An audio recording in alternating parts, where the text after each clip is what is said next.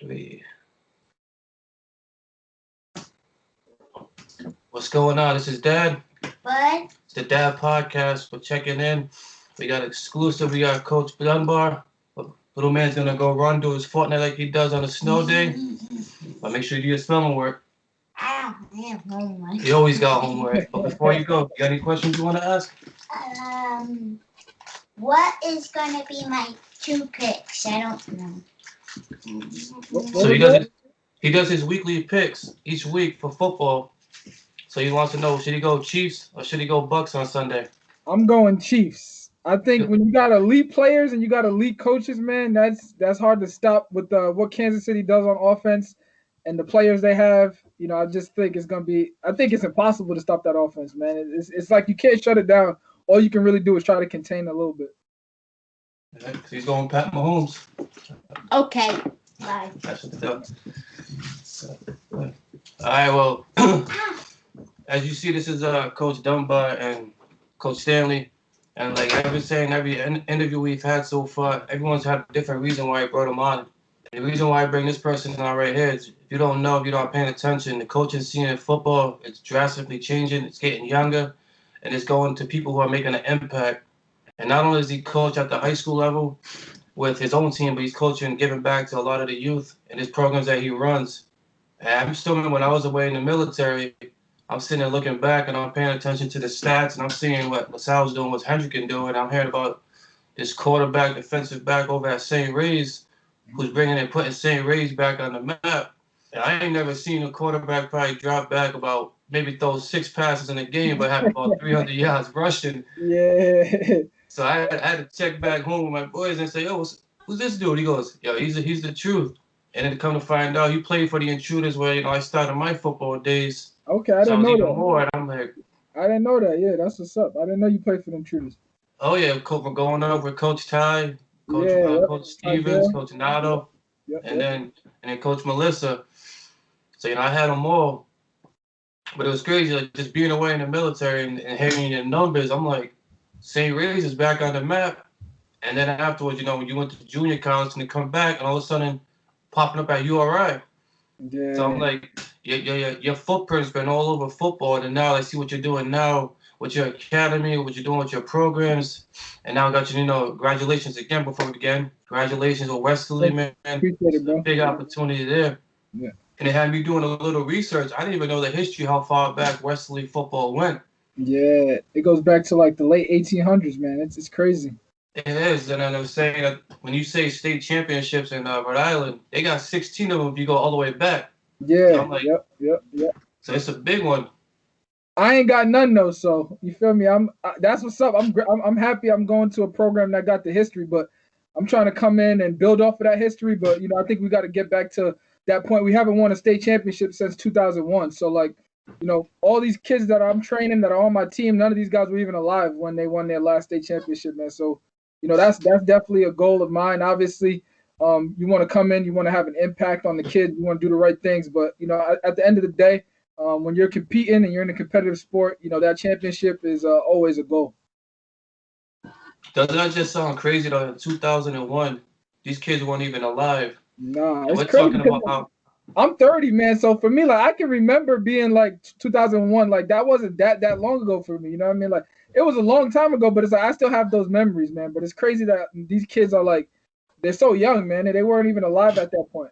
Yeah, like 2001. I was still at LaSalle, but that's when I joined the military. Okay. Right after 9/11, and coaching at LaSalle, and I talked to some of the players, and they were asking like, "Were you alive during 9/11?" I was like, "Alive?" That was. Everybody remembers where they were like that day, man. That's crazy. Everybody has that memory of like where they was.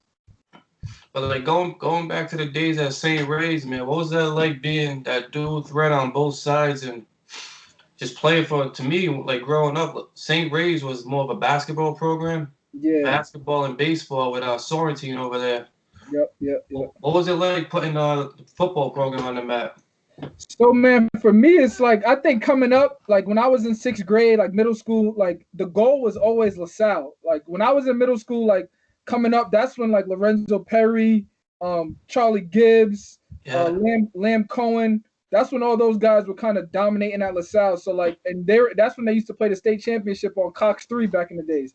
Yeah. So like, I remember growing up watching those games on Cox 3, and like I was always like, man, like I want to go to LaSalle.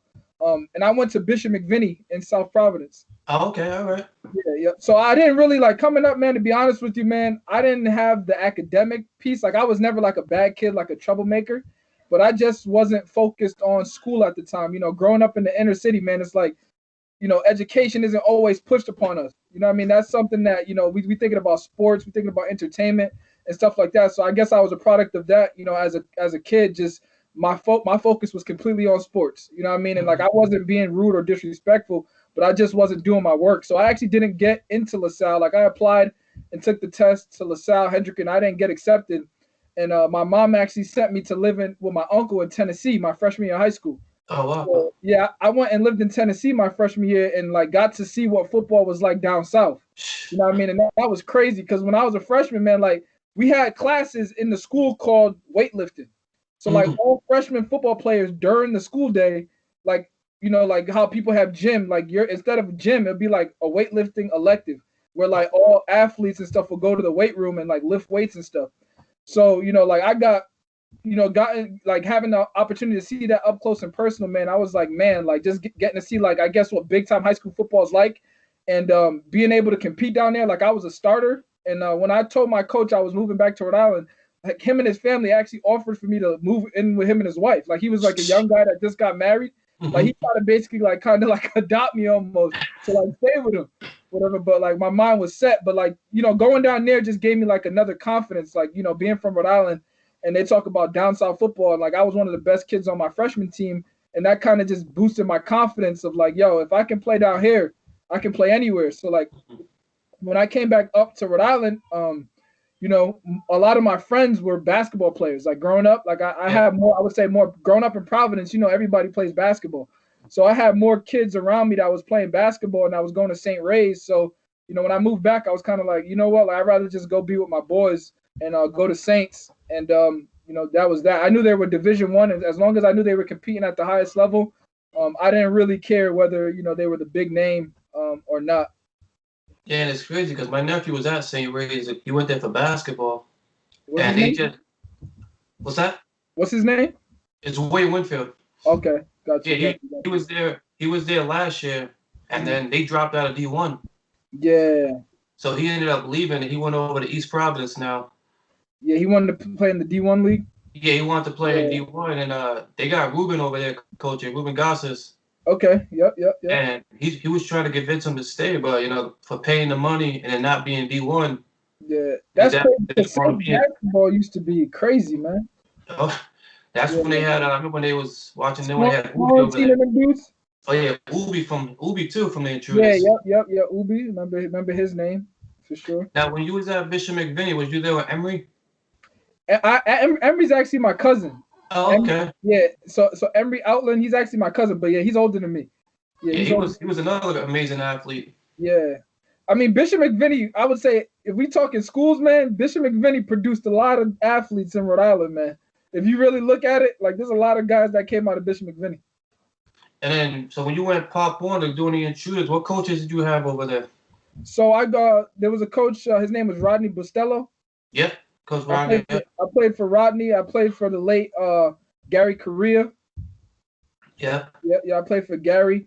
I would say those were the two, man. I never got to play with Ty because Ty was always coaching like the A team, the varsity team, and like I never played varsity, like because I had a late birthday. My birthday's August 23rd, so like I was always able to play like that final year. I was able to play down.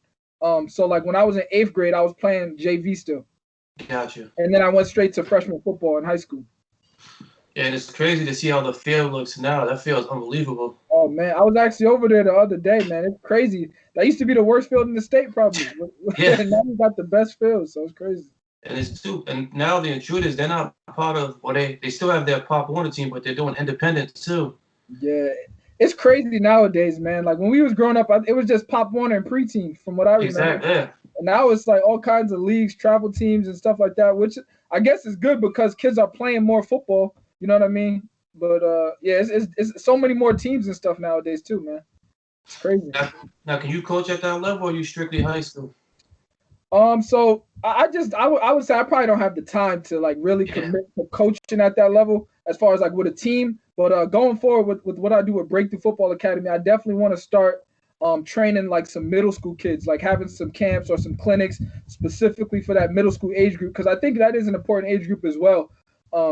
Sixth through eighth grade is like getting those kids familiar with what they're going to be asked to do at the high school level. I probably won't go any younger than middle school when it comes to like big group stuff. Like if there's like a kid who's like in fourth or fifth grade, and I'll probably train him individually if he's like a kid that's advanced. But as far as like doing big camps, clinics, and stuff like that, I really focus most of my energy on the high school level. But I also want to do some stuff with middle school kids. Yeah, I was gonna touch on that. So, can you explain a little more about the Breakthrough Academy? Yeah, so Breakthrough Football Academy, I started it in 2017, and really like my vision with it is to just take advantage of the off season. Up here in Rhode Island, like we don't have the luxury of having spring football like states like Georgia, Florida, Texas, all those places. They get an opportunity to play spring football. Our kids just play football, during the fall football season. So Yeah. I think for our kids to be able to compete, because they're competing against kids from Florida, Georgia, and all these other states for scholarships. And Mhm. so my thing is I want to be able to help those kids develop on a year-round basis, when they're not with their high school football coaches during the season and the off season, that they're still getting those drills, they're still getting an opportunity to compete and to get better. So, that's really my vision with it is to take advantage of that off season and help kids develop on a year-round basis and also get exposure. We actually have a 7-on-7 football team as well. And, we're planning on competing on a national level, visiting different colleges, going to different camps, and just getting kids from Rhode Island and really Massachusetts, New England, getting these kids from this region, all around throughout the nation, getting them in front of coaches and getting them opportunities to compete as well as, meet coaches and potentially, hopefully get scholarship offers or even just get onto college rosters. I know, like right now, they Mount Hope has the Breakthrough Academy. Well, I mean, was it Beyond the Pads, the BTP? Yeah, yeah, yeah. They And actually they've have some been really tra- good players, man. They got some and they, talent over there. they've been they did the NFL over the weekend. And I That's know cool. one of the coaches, Coach Nadine Robinson, does a great thing with the kids there. Mhm. He had posted about how they're getting a lot of kickback about doing 5-on-5 and 7-on-7s, and it was a back and forth. What's your view on between 5-on-5, 7-on-7s as helping the kid through tackle? Got you. So I think at the youth level, I think flag football is good. You know what I mean? I think it teaches the way football's kind of going now. It's becoming a game that's played in space. Football is Hmm. not the old school football where it's power I wing T and you got nine guys in the box. Teams are spreading it out. And I think with the flag football, the only thing that I would say with flag football is that some of the concepts that are ran in Yeah, flag because it's 5-on-5, they aren't translatable to actual football. In the 7-on-7 game, it's a game that's played in space as well. But all the concepts it's all actual passing concepts that you'll see, on in tackle football. But it's yeah. just taking the lineman out of it. But I think having guys play in space, teaching guys how to catch the ball, throw the ball, make plays in space. I think that's important because that's where the game's going. The game's kind of becoming a game that's played on the perimeter and played in space. So I think having kids learn that at a young age is definitely beneficial. Now how is it like coaching for Westerly but training a lot of these other guys? It's gonna be weird seeing them on the field. Oh no, man, I don't think so. I kind of, when I train all these other guys, man, I kind of see myself in these guys. I kind of Hmm. see it as, when I was 16, 17 years old, I was in the same position that they were in. And I wish I would have had somebody that kind of been through it, as far as a player goes, been through it as far as a coach goes, and can kind of guide them in the right direction. So no, it's never weird seeing these guys on the field. At the end of the day, we're all competitors. So I think when you see each other on the field, at the end of the day, they're trying to beat us. I'm trying to beat them, and I think that's understood. But at the end of the day, man, I want to see what's best for the kids from this region. And it's crazy too. So like when you were playing, you played both sides, going from quarterback to corner. And Mhm. to me, they have like probably the most different kind of personalities to be a quarterback and then go and be in the corner. Like, how was that adjusting, just going from playing quarterback on one side and being shut down corner on the other? Yeah, man, I was a running quarterback, bro. So I Yeah. was just trying to get out. I was just trying to get out of there. It wasn't, I guess I wasn't probably thinking as much as like guys that are trying to read coverages and stuff like that. I was If my number one option wasn't open, I was tucking the ball and running. So, I was more so of the Lamar Jackson type rather than sitting in the pocket. Now, when you started looking at colleges going forward, was it purely defense or was it offense too? It was defense. I knew I was gonna play defense. When I moved to Tennessee, that's actually where they kind of taught me the technique, how to Hmm. play corner. Like the coaches down there in Tennessee really taught me the technique that I kind of took throughout high school. And then when I got to college, obviously like I was taught more, but those guys in Tennessee, they're the ones that kind of taught me like the technique of it, and it built my confidence as a corner. So like I was playing offense, but I always knew that at the college level, I would play cornerback. I think I probably could have translated to be a slot receiver. Yeah. With the skill set that I had, I think I could have been a slot receiver, but I knew I wasn't going to play quarterback in college. And I see, your alma URI, they had a couple guys get picked up in the NFL. Man, Mhm. how is that seeing their success now? Man, I think the coaches over there right now, man, are doing a great job of recruiting talent. Like, Hmm. I think the talent that they have on the roster now, I don't think I've ever, in my lifetime, watching URI football, I don't think I've ever seen as much talent that they have on the field right now. And I think when they figure out how to get it to work together, I think they're going to be really special. But I think the program's definitely moving in the right direction. And I actually train some of those guys right now. But yeah, they have a lot of talent over there for sure. Now you go back and check out any of their night games yet with the new lights over there? I haven't, man. I kind of missed out on the one last year when they played Delaware. I think it was, which was like an overtime game. But I definitely Yeah. got to get over there sometime in the fall. Man, it If my seems like man Flanagan's watching this, Coach Flanagan, I need you to hook me up with some tickets, man. Some field passes. I'm trying to go on the field. that's what's up. Man, I see the intruders hooking their field up. St. Ray's is going in that direction. Are they? URI is doing their thing. Saints is about to get turf. What's that? Saints is about to get turf. Oh, Saints is going too?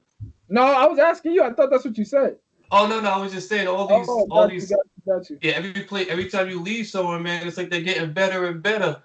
Hey, man. Hey, I don't know, bro. And what was that? I know before you started at Westerly, man, you built up you put Coventry, you was there for a short stint there. What was Yeah. that like when you having to leave there? It was tough, man. I came into Coventry in 2018, 27 years old. I think I was probably the youngest head coach in the state at the time. Hmm. When I took over, they were 0 and 11 the year before, the season before. And my first year, we went 4 and 6. I was the Division 2B Coach of the Year in the Nice. division. Um, and then my second year, we kind of, we were better, as far as talent goes. But I think the teams around us got better too. We went 3 and 7. And if there would have been a season in 2020, man, I really think that was supposed to be the year that we kind of took a step forward. I had a senior quarterback, Will Turner, who was a really good quarterback that we developed over the years, and I thought he was going to be probably one of the best quarterbacks in the state. And I Oh, think he'll wow. show that this spring, when they have the spring season. But the program was moving in the right direction. The challenge at Coventry was just with the budget. I think every year there was, it was always talks about potentially cutting sports, and things of that nature. And I think when you're trying to build a program, man, it's so much with so much uncertainty. It was tough to kind of, think of it as a long-term destination when every other year they're kind of talking about potentially cutting the program. And this Westerly opportunity kind of just came out of nowhere.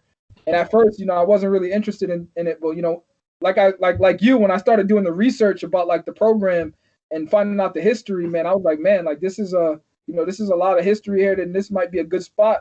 As I looked into it, and I took the interview, and it went well, and I was like, man, like this is just a hard opportunity to pass up. I feel like Wesley is one of the best jobs in the state when it comes to football. You got a good youth program, you got a lot of support at the school, and you got the kids in the school that are, you got the bodies, we got the athletes. So, I think when you put all those things together, Westerly is probably one of the, best jobs in the state. Now what's their youth program over there? They actually called the Wesley Bulldogs as well. So, but they play mostly Okay. in Connecticut. They don't really Oh, play Rhode Island. That's why. So they play out in Connecticut. now what's going into it now? As far as their offense, now is that something you'll be running too, or you do have a coordinator? I run the offense, but I have a defensive coordinator. And so what should we expect to see from Wesley's offense this year?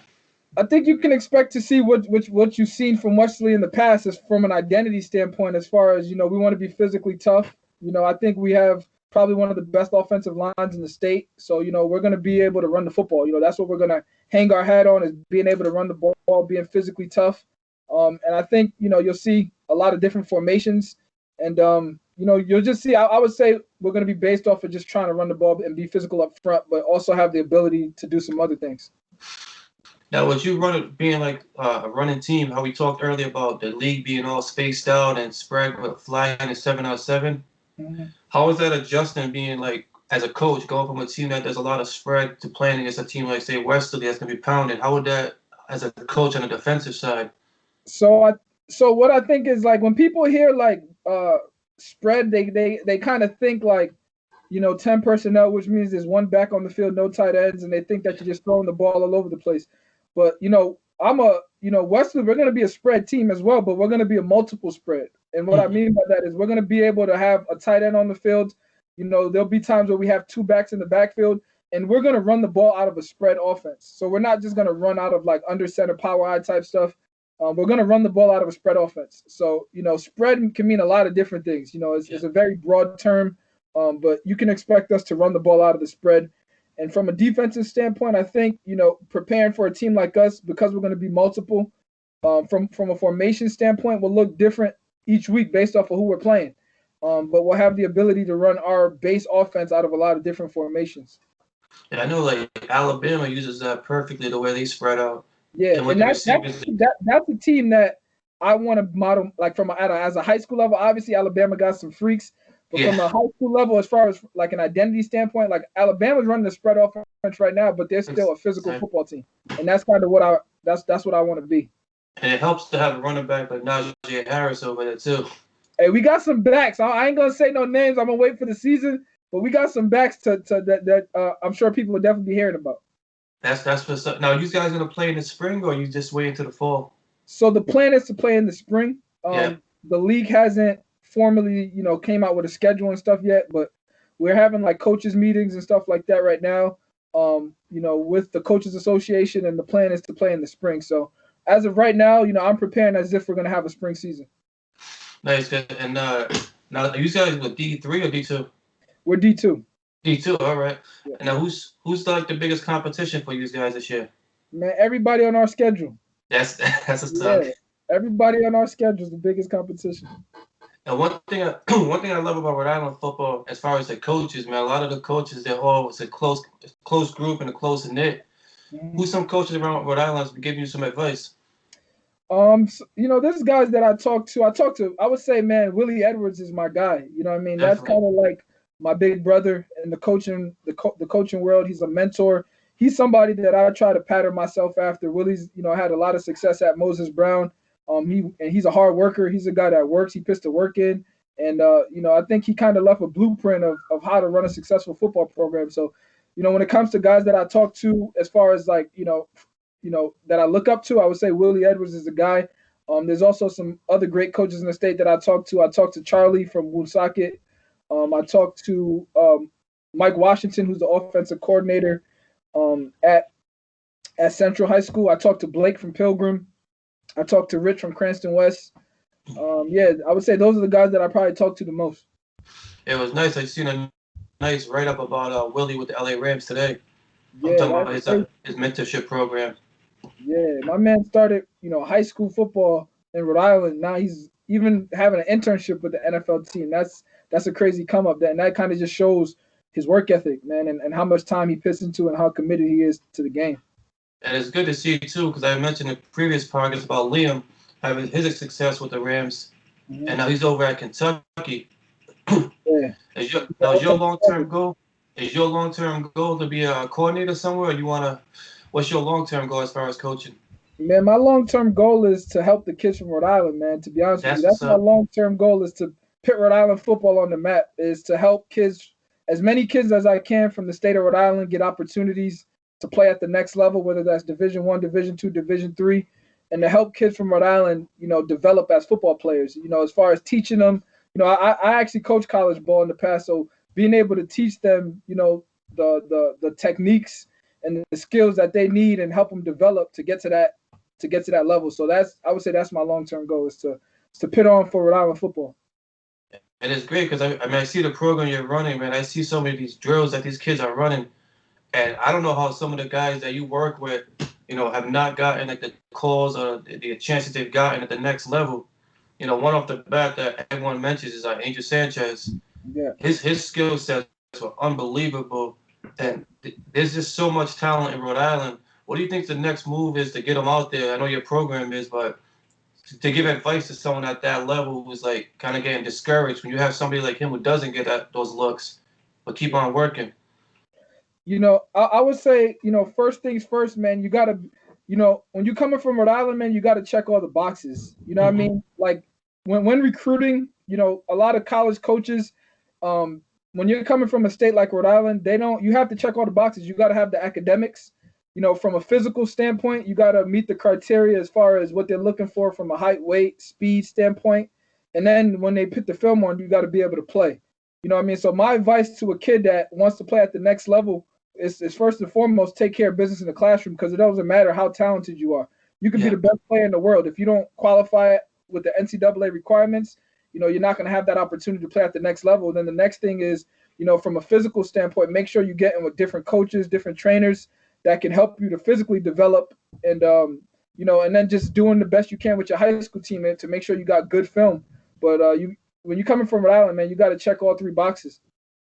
Now, do you recommend playing multiple sports? I do.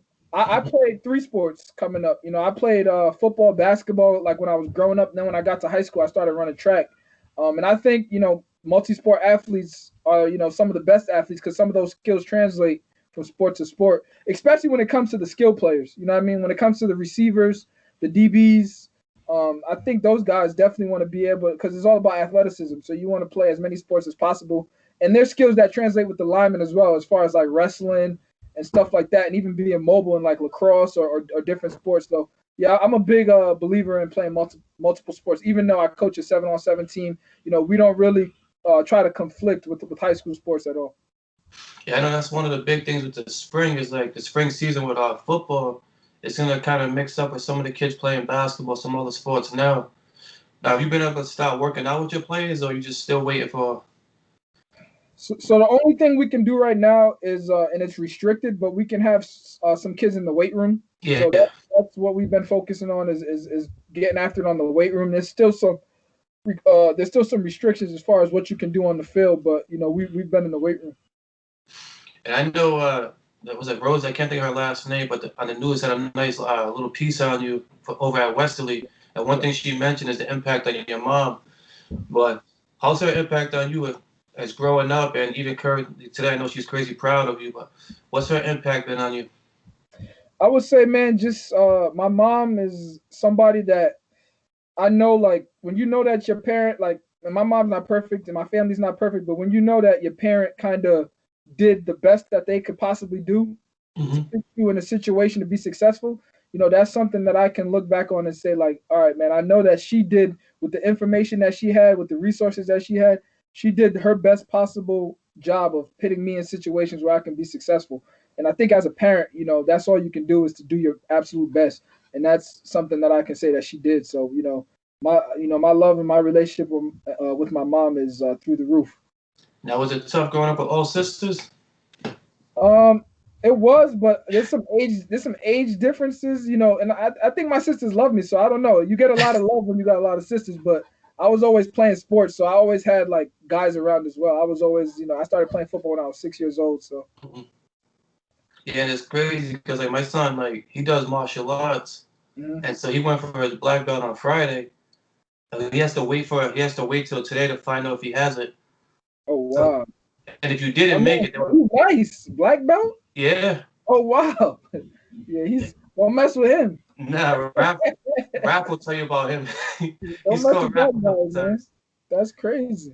And the crazy part is if you don't make it, they call you and tell you before they post it. Yeah, So every time my phone would ring, he's like looking to see if that's the call saying he didn't make it. But they're gonna post it later on today. gotcha. But I was gonna say, like, how is that as a coach when you have to, like make those tough decisions on like playing wise and just being that like that role model for a lot of these kids. But how is it like? I think it's 7-on-7. You're gonna have a certain amount of players on your team. Yeah. When you got to make that decision, how is that? How tough is that? It's not easy, man. Mhm. That's the thing with my 7-on-7 team. Even so, in the future, is we're gonna have multiple teams. So we'll have like an elite team, which is our top team. But I also want to be able to have other teams just to give kids opportunities. But as a coach, you're always gonna be put in situations where you got to make those tough decisions. And I think when guys know that you're fair, and I don't really play like a political game when it comes to like who I play. Like like there might be kids that I love that don't play a lot, or a kid that me and the kid might not have the greatest relationship, and he's playing because obviously he's going to practice, he's doing what he has to do, but we might not have the best relationship off the field.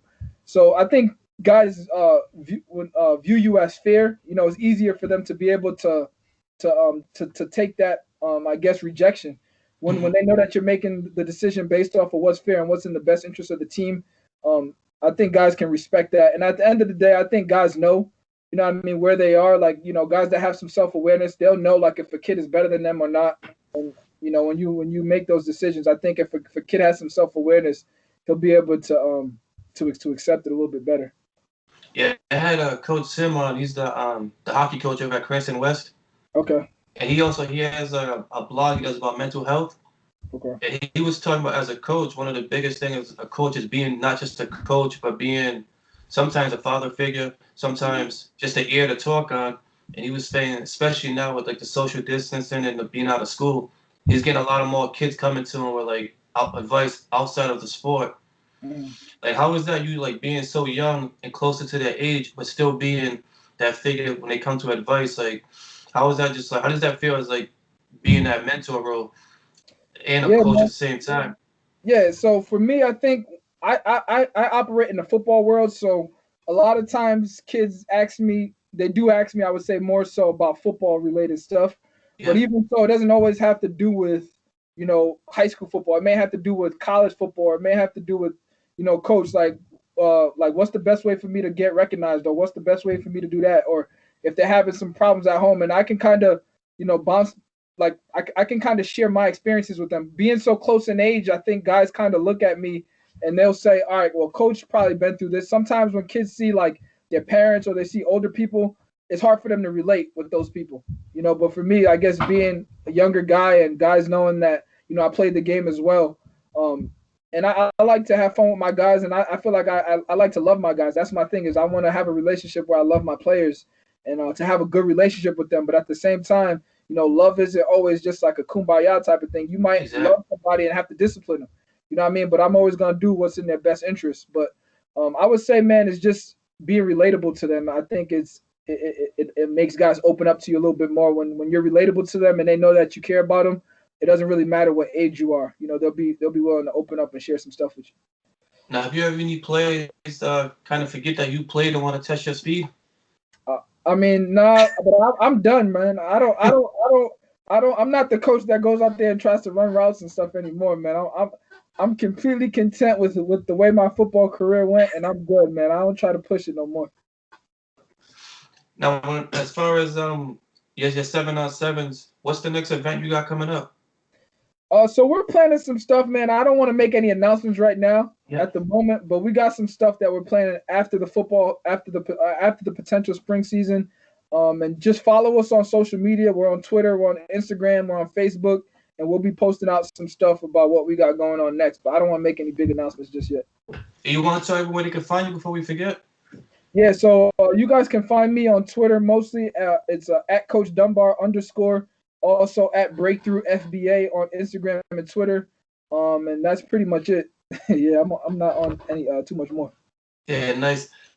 So we're gonna wrap up. I'm gonna ask you a couple of rapid fire questions, Hmm. and then the first one is one that my son does because he loves it about Fortnite. So you jump out of an airplane, you gotta survive on a desert island for one week. Who you taking with you?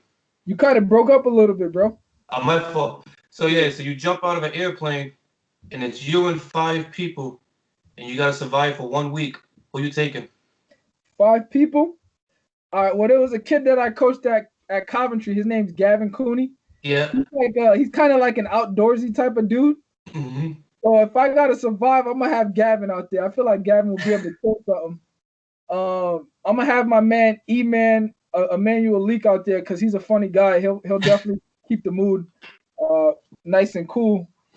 Um, I have and then I just probably have my three nephews out there with me. Nice, nice. Okay. And what's your go-to music you're listening to right now? Go to music, man. I listen to a little bit of everything, man. When I'm working out and stuff like that, or when it's football related, I like to have some hip hop on.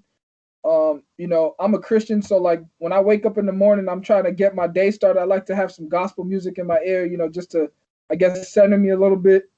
I like some old school stuff, like some Anita Baker. Like I think I kind of got an old soul a little bit, so I like to listen to that old stuff, that Luther Vandross. So man, Nice. I'm all over the place when it comes to music, man.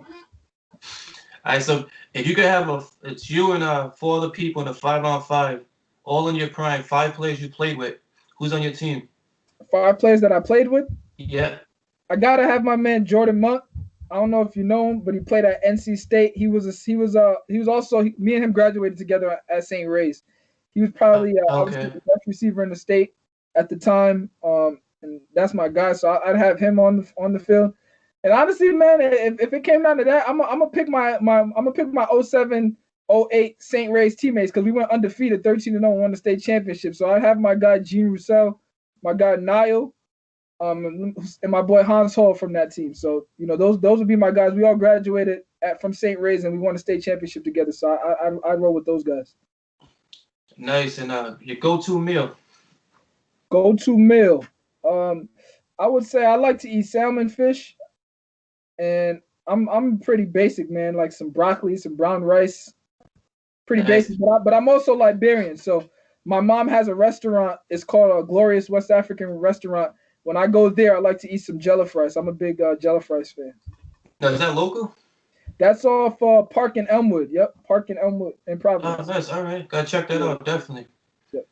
And then finally, I know you're a defensive back, and that's your specialty. If you gotta do your Mount Rushmore all-time defensive backs, you get 5 of them. Who are they? I gotta go Dion, number Yep. one. For my era, Darrell Revis in his prime was one of the best, I think. So Darrell Revis. So you said defensive backs, Defensive backs, yeah. and then I'm gonna put Ed Reed on there. He's probably one of my favorite players of all time, Ed Reed. And let me see the fourth one. That's tough. That one's kind of up in the air. Oh, you got 2 more. You got 2 more. I got 2 more. Yeah. Yeah. So let me think. Who's some good defensive backs out there that I really? You heard me. You're missing one. You're missing one of them. Thinking. Well, I hope you. Who you talking about? Gilmore or something? No, I'm talking about Charles Woodson. Okay. I mean, I wasn't huge on. Obviously, Charles is a great player, but I wasn't huge on. I'm gonna go my man Will Blackman. Okay. He made it out, so I'll go my man Will Blackman. And for the last one, let me see. Let me think. I'll go Champ Bailey for the last one. Champ Bailey, nice. Yeah. And I know you touched on it. You touched on it earlier before I go. So you're saying you're going Chiefs Sunday? Yeah, I'm going Chiefs, man. I think when you have elite players and elite coaching and an elite scheme, that offensive scheme is crazy. You got Pat Mahomes, you got Tyreek Hill, you got Mecole Hardman, you got Sammy Watkins, you got Travis Kelce. All those guys on the offensive side, man, it's like chess, man. All them pieces are guys that can. It's like you got a bunch of kings on your chessboard. You know what I mean? No pawns. And then lastly, you want to leave everybody with a little bit of advice for especially these high school freshmen, sophomores going into their prime playing football. What's the best bit of advice you want to give them? Take care of your academics, man. That's number one. If you don't have the grades, it doesn't matter how good you are. I know you think you're nice and you've been nice your whole life, but if you go to high school and you don't have the academics, it doesn't matter. So take care of your academics.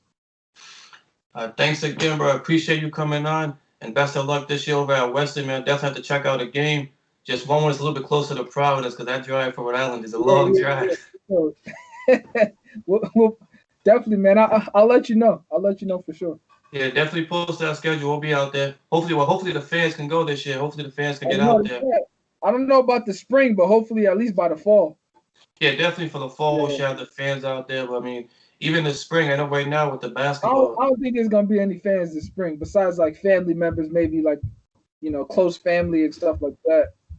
Well, I know with the spring for basketball, they've been streaming them on TV. They've been streaming them on the website. Yeah, so I'm sure they'll be streamed though for sure. But I don't think we'll definitely check them out though.